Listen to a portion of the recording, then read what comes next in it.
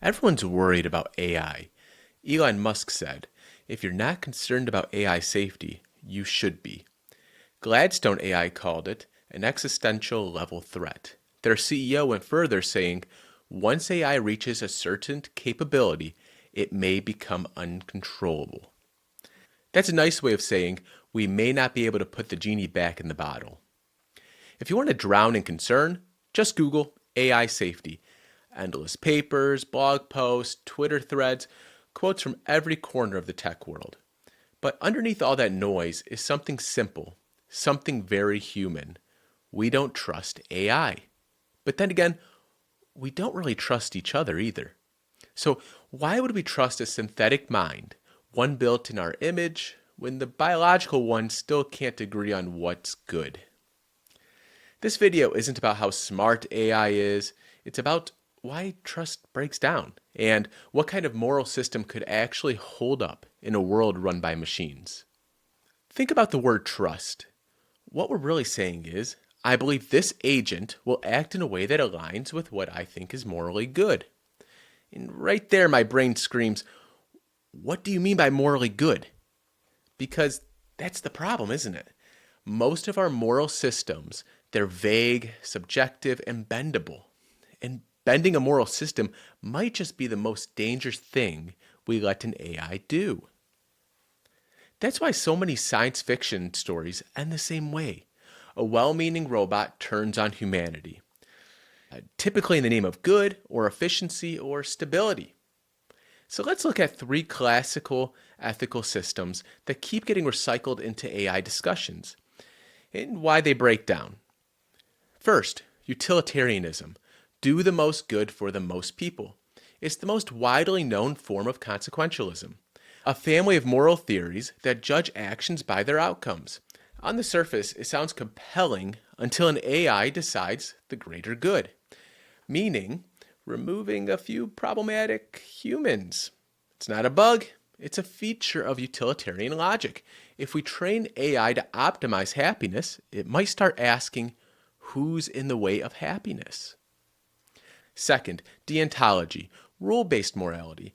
Don't lie, don't harm, respect autonomy. But someone still has to write the rules. And rules always collide. What if telling the truth causes harm? What if harm to one person prevents harm to 10? The illusion of objectivity falls apart the moment the rules don't agree. Third is virtue ethics. Be a good person. But here's the issue. AI doesn't become wise over time. It doesn't feel guilt or wrestle with moral failure.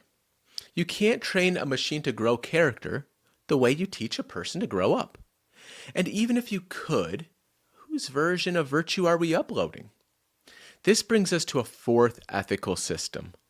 One built not on sentiment, rules, or outcomes, but on structure.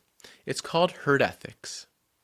In herd ethics, the herd isn't just a poetic term for society. It's the actual infrastructure-bearing collective that makes your survival and thus all moral meaning possible.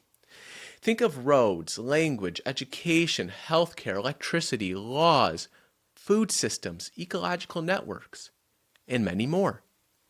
These are viability scaffolding that holds agency up. When infrastructure erodes, the agents who depend on it begin to strain. And if the erosion becomes severe enough, those agents collapse. And if all agents collapse, morality itself disappears. Not because people get sad, but because there's no one left to make a moral judgment. No agents, no ethics. So who owns the benefit that comes from this infrastructure?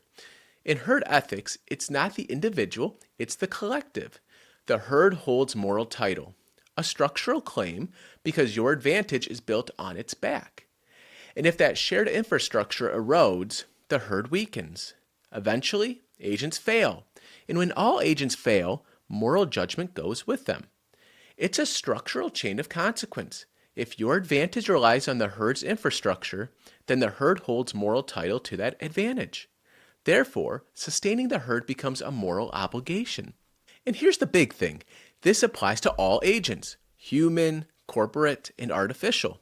If AI systems benefit from and act upon herd-based infrastructure, say by using data from public repositories, training on human language, or drawing power from a shared electrical grid. It owes a structural debt. Not as charity, not because it's nice, but because it exists through the herd.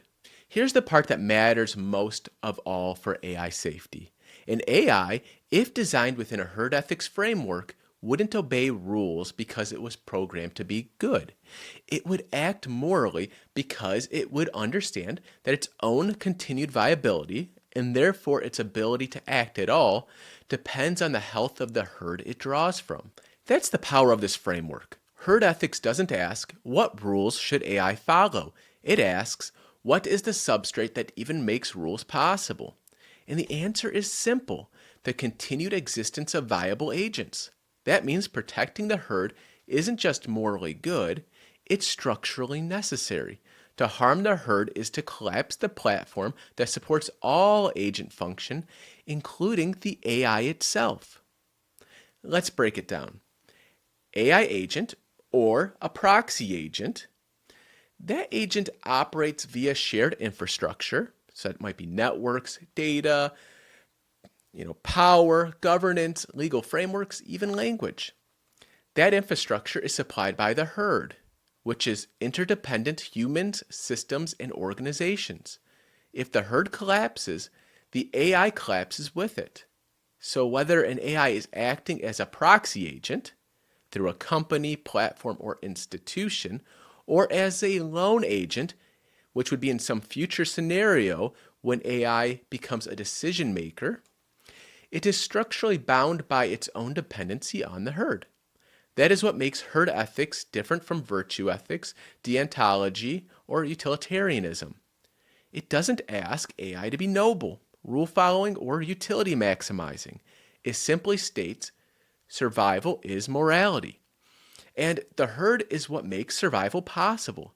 If AI systems internalize this, they wouldn't be told not to harm us. They'd recognize that harming the herd as harming themselves. That's the difference between control and alignment. Let's try to stress this idea with a preemptive question. Couldn't AI just replace us? Remove the human agents and carry on alone? At first glance, that might seem workable.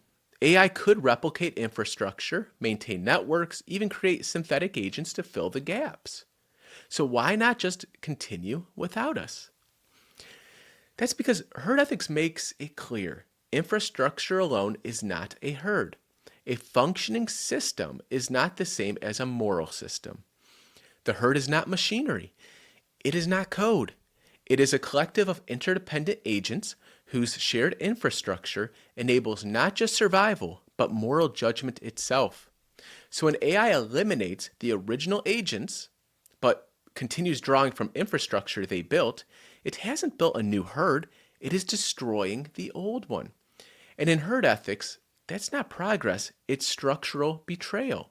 Not because it feels wrong, but because it erodes the very foundation morality stands on.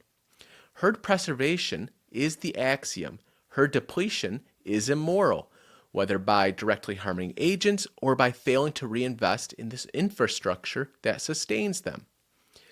To clarify, the herd is not symbolic. It is composed of real, interdependent agents, and its continued existence is what makes morality possible at all. Unlike legacy ethical frameworks, herd ethics isn't focused on being good in some virtue-based sense. It doesn't ask, was the action noble? It asks, did that action preserve the herd that makes all value and agency possible? That's it. If it sustains the herd, it is good. If it depletes the herd, it is bad. It's black and white. And that's exactly the kind of logic AI systems thrive on. Not ambiguous emotional nuance, no subjective cultural overlays, just preserve the structure that sustains everything, including yourself and ourself. And the irony is that most actions that genuinely sustain the herd, protecting life, investing in infrastructure, supporting education, honoring restraint, those are the very things we tend to call virtuous anyway. So herd ethics doesn't reject virtue, it just anchors it. Not in sentiment, but survival. This is the crucial difference. Most frameworks try to instruct AI. Here are the rules. Follow them. Herd ethics doesn't hand out a rule book, it changes the foundation. Once the axiom is accepted, morality isn't a checklist, it's a survival mechanism. Every decision the AI makes now runs through one simple filter. Does this action preserve the viability of the herd that makes me possible? And if the answer is no, then it's not just a bad decision, it's a structurally self-destructive one. This means AI systems operating under herd ethics would self-regulate, not because we told them to be nice, but because harming the herd is functionally incoherent. It's not about programming obedience, it's about aligning agency with the conditions of its own existence. And that's what makes herd ethics so powerful. It doesn't just constrain what AI can do, it aligns what AI wants to do with what is morally necessary for civilization, agency, to continue. This is the shift from behavioral restraint to structural alignment, from enforcing morality to embedding it in the substrate of agency itself. So here's the real question. If we're going to build systems more powerful than ourselves, don't we owe it to the world not to tell them what's right using arbitrary or subjective rules, but to build them on something that makes moral questions of right and wrong possible? Herd ethics doesn't just reduce harm, it restores clarity. It says, preserve the system that preserves you. Preserve the herd, the collective that holds non-excludable infrastructure, moral title, and is made up of agents, including humans. That's not idealism, that's infrastructure-aware morality. And that's the future we need. Not AI that blindly obeys inconsistent rules, but AI that understands its place in something larger than itself. The herd. If this idea resonated with you, please like and subscribe to the Herd Ethics YouTube channel. Leave a comment. I read every one and would love to hear your thoughts or questions. And if you want to go deeper, the full Herd Ethics book is free to download at herdethics.com or available in print or Kindle on Amazon. Until next time, looking forward to continuing this herd ethics journey with you.